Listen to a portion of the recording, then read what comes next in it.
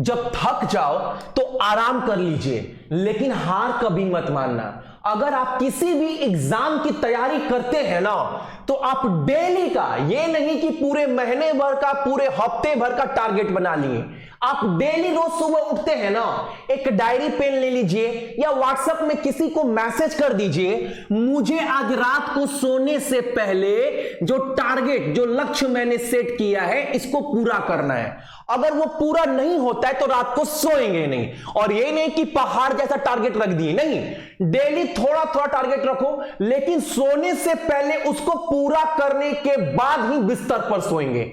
अगर ऐसा नियम कानून अपने जिंदगी में अगर ढाल लिए ना, आपको दुनिया का कोई भी इंसान सफल होने से रोक ही नहीं सकता। तो आज से ना डेली एक टारगेट बनाओ कि मुझे मैथ में थोड़ा बहुत पढ़ना है, रीजनिंग में बस थोड़ा बहुत पढ़ना है, जो आप कर सकते हैं बस उतना टारगेट आप डेली लेकर चलो। देखो आप 10 दिन के अंदर ना अपने अंदर बहुत सारा ना आप देखोगे कि सफल होने की तरफ आप बढ़ रहे हैं। और आज कवर करेंगे हम सभी 22 नवंबर के इंपॉर्टेंट करंट अफेयर। क्लास रोज सुबह में आपका 8 बजे चलता है, बिना एक क्वेश्चन छोड़े, हर क्वेश्चन।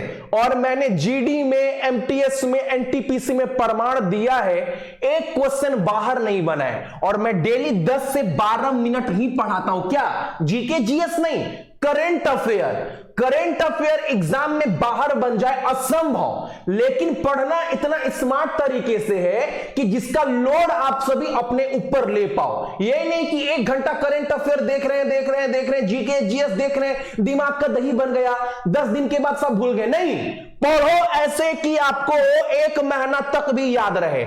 इसका सारा पीडीएफ टेलीग्राम जो है ना सक्सेस की 98 वहां पर डाल देंगे, ठीक है। तो क्लास देखो, क्लासे में सब याद हो जाएगा, उसके बाद पीडीएफ खोलकर रिवीजन कर लीजिए। हफ्ता में एक बार रिवीजन करवा देते हैं, भूलने का सवाल ही नहीं है।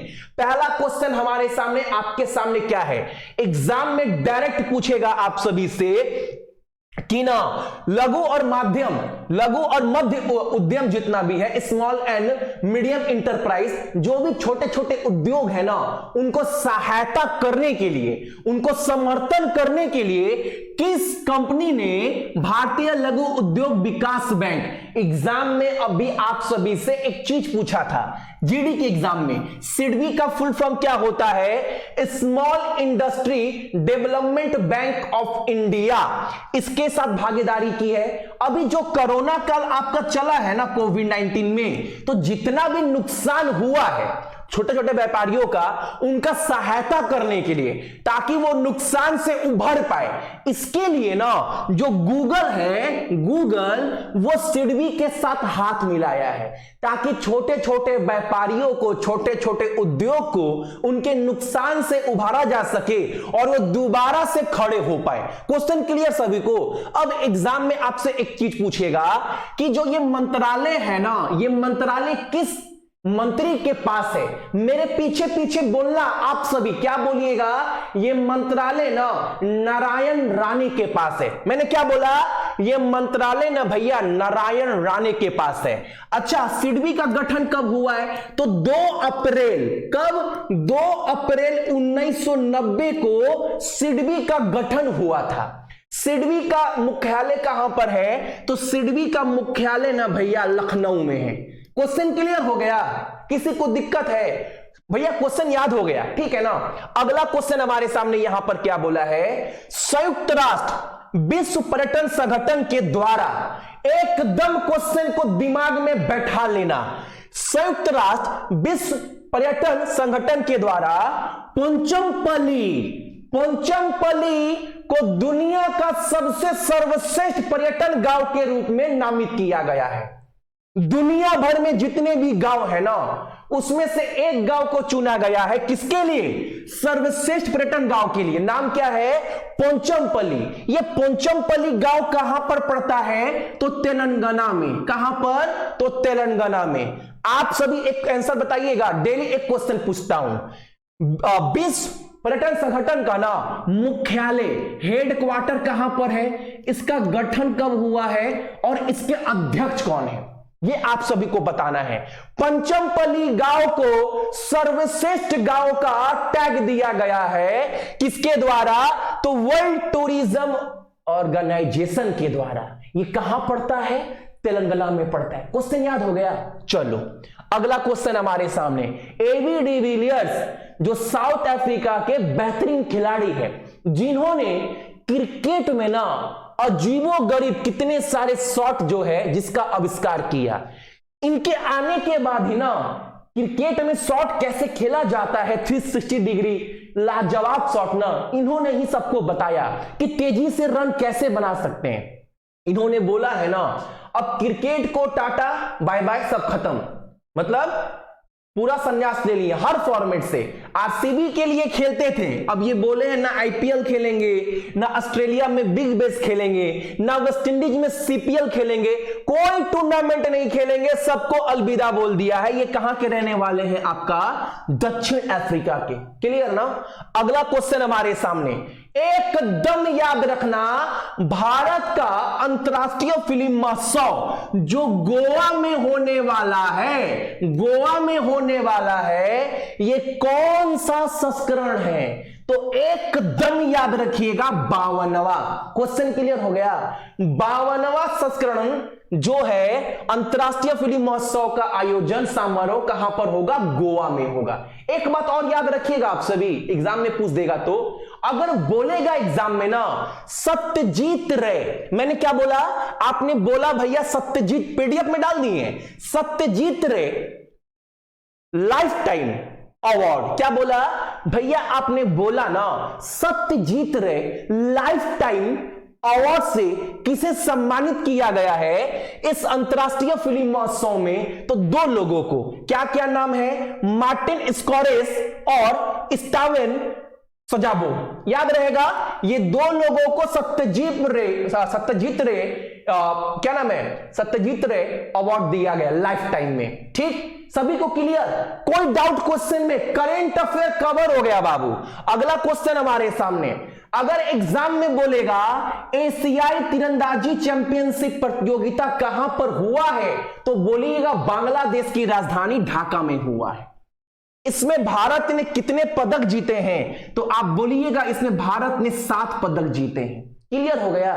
अगर बोल देना भारत ने कितने स्वर्ण जीते हैं, कितने कांस्य जीते हैं, कितने आपके सिल्वर जीते हैं, एकदम याद रखिएगा 1 सोना 4 सिल्वर, कितना हो गया? 5 और 2 कांस्य।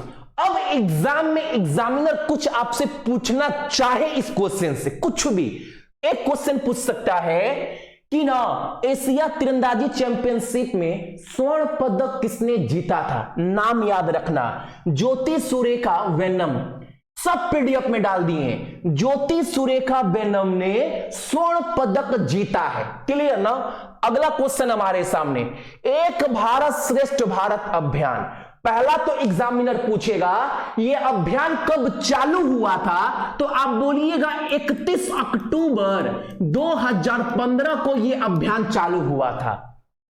इस अभियान के तहत किस राज्य को बिहार के साथ जोड़ा गया है? ये अभियान था क्या भैया? थोड़ा वो बता दो। आपने डेट बता दिया कि कब ये अभियान चालू हुआ था, तो ये अभियान ये था ना, कोई भी 2 राज्य ना अपने राज्य का कला संस्कृति ये सब एक दूसरे राज्य के साथ आदान प्रदान करेगी, यानी साझा करेगी। तो बिहार जो है ना वो किसके साथ को जोड़ा गया है? बिहार को जोड़ा गया है मिजोरम के साथ, यानी मिजोरम का जो भी कला संस्कृति है ना वो बिहार के लोगों को पूरा समझाया जाएगा, और बिहार का जो भी कला संस्कृति है वो मिजोरम में उसका प्रचार किया जाएगा। यानी दोनों राज्य मिलकर एक दूसरे का कला संस्कृति आदान प्रदान करेंगे। किस अभियान के तहत? तो एक भारत श्रेष्ठ भारत अभियान के तहत, जिसका उद्घाटन 31 अक्टूबर 2015 को मोदी जी के द्वारा किया गया था। Clear question? एकदम क्लियर भैया। बिहार में ना 40 लोकसभा, 16 राज्यसभा, 243 विधानसभा सीट है। जितने लोग भी देख रहे हैं जितने लोग भी देख रहे हैं, इसको मजाक मत समझो, ये मैं डेली करवाता हूं राज्य के बारे में। तो 1 महीना के बाद अगर किसी राज्य के बारे में बोलेंगे तो आप बोलेंगे हमको पता नहीं है। कैसे नहीं पता है? मैं एक राज्य के बारे में 1 महीना में 15 से 20 बार बताता हूं, कम से कम 10 बार। तो 10 बार अगर बता रहा हूं तो आप कैसे भूल सकते हैं? भूल ही नहीं सकते बाबू, आप भूल ही नहीं सकते। तो क्या करना है? कमेंट कर देना है ना, 40 16 243, 40 लोकसभा, 16 राज्यसभा और 243 विधानसभा। संजय करोल मुख्य न्यायाधीश, फागू चौहान राज्यपाल, नीतीश कुमार मुख्यमंत्री। 39 जिला 22 मार्च को स्थापना दिवस मनाते हैं। क्लियर? ध्यान से देखो, ध्यान से देखो, फिर पूछूंगा 3-4 दिन के बाद बिहार से क्वेश्चन बनेगा, फिर बताऊंगा।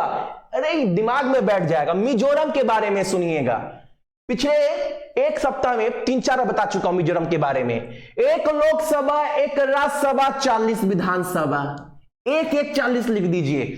सुधांशु धुलिया मुख्य न्यायाधीश है। अच्छा, बिहार का कौन था? भूल गए भैया, एक बार और दिखाइए। अरे संजय करोल। और यहां के राज्यपाल खंपापति हरि बाबू। वहां का भैया कौन था? फागू चौहान। जोरमथंगा मुख्यमंत्री, बिहार का नीतीश कुमार। 11 जिला 20 फरवरी को स्थापना दिवस मनाते हैं। तो बोलो, पढ़ो मेरे पीछे। ठीक है, अगला क्वेश्चन हमारे सामने।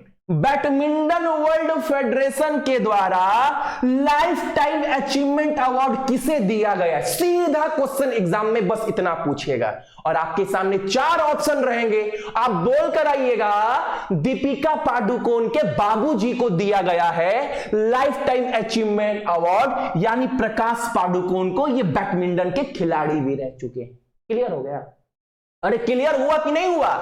बैडमिंटन वर्ल्ड फेडरेशन के द्वारा लाइफ टाइम अचीवमेंट अवार्ड। और एक बात बाबू, इतना मेहनत करते हैं, इतना गंगा जी के पवित्र पानी की तरह पूरा निर्मल पढ़ाते हैं बाबू, ताकि आपके दिमाग में एक क्वेश्चन छप जाए 18 मिनट, अरे नहीं 12 से 13 मिनट में। तो यार ये आपका क्लास है, जितने लोग भी देखते हैं ना, मैं रिक्वेस्ट करता हूं डेली कम से कम एक शेयर आप सभी लोग कर दीजिएगा। बहुत लोग नहीं करते हैं यार, मेरे मेहनत का कोई तो मोल है।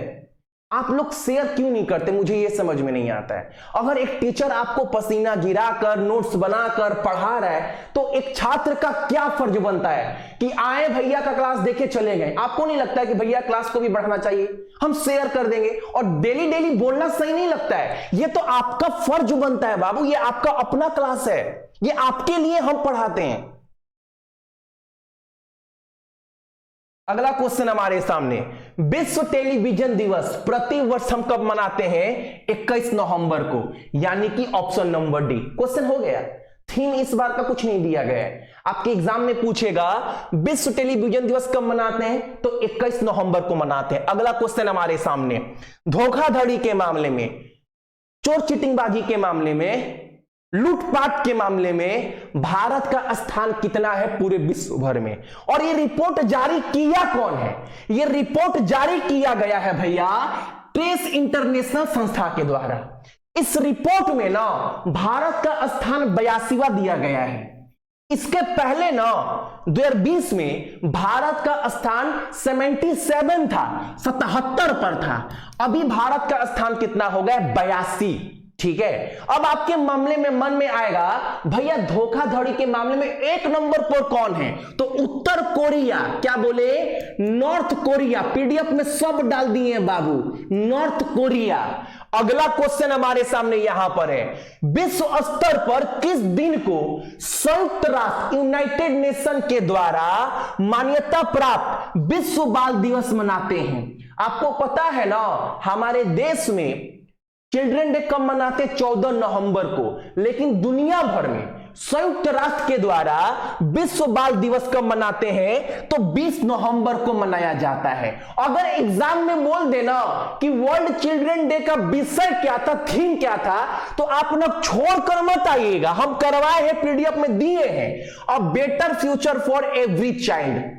बोलो ना मेरे साथ साथ आप सभी, a better future for every child. ये विषय दिया गया है भैया 2021 का विश्व बाल दिवस के मौके पर, जो 20 नवंबर को मनाया जाता है। तो बाबू ये था आपका आज का करंट अफेयर। क्लास अच्छा लगा होगा लाइक कर दीजिएगा।